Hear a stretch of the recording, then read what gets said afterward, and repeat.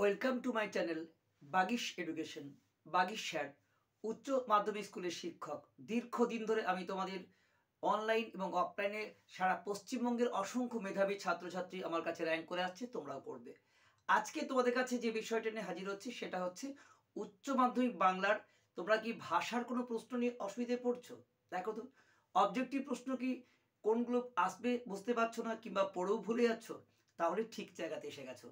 আজকে তোমাদের এই ক্লাসটি করলেই অবজেক্টিভ প্রশ্ন অত্যন্ত কমের মধ্যে বলে দেবো 2024-এ কোনগুলো আসছে এবং কি তার উত্তর হবে, কেন হবে, সবটাই কিন্তু বুঝিয়ে তোমাদের বোর্ড ওয়ার্ক করে দেখিয়ে দেবো।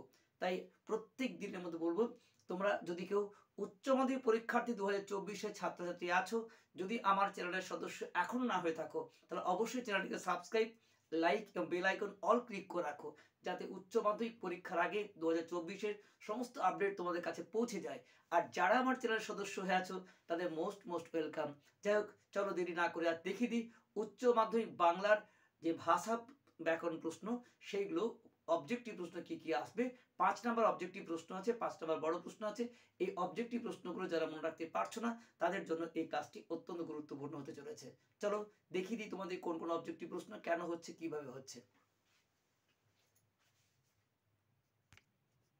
দেখো প্রিয় ছাত্রছাত্রীরা, ভাষা থেকে তোমাদের প্রথম অধ্যায় যে ভাষা বিজ্ঞান আছে তার থেকে 5টি মাত্র এমসিকিউ তোমাদের বলা হচ্ছে। 1 নম্বরের শৈলী শব্দের অর্থ কী? উত্তর রচনা রীতি, অর্থাৎ রচনা লেখার যে নিয়ম। অষ্টাধ্যায়ী ব্যাকরণটি কার লেখা? উত্তর হবে পাণিনি। তারপরে LAS এর পুরো নাম কি? Language acquisition, LANGUAGE, acquisition ACQUISITION, আর সিস্টেম SYSTEM। তারপর হচ্ছে সিনট্যাক্স এর বাংলা এর অর্থ কী? উত্তর বাক্যতত্ত্ব। 5 নম্বর হচ্ছে তুলনামূলক ভাষাবিজ্ঞানের সূত্রপাত করেন কে?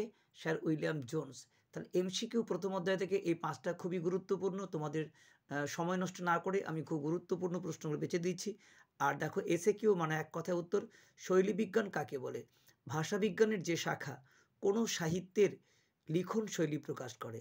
ভাষাবিজ্ঞানের যে শাখা কোনো সাহিত্যের লিখন শৈলী প্রকাশ করে তাকে শৈলীবিজ্ঞান বলা হয়।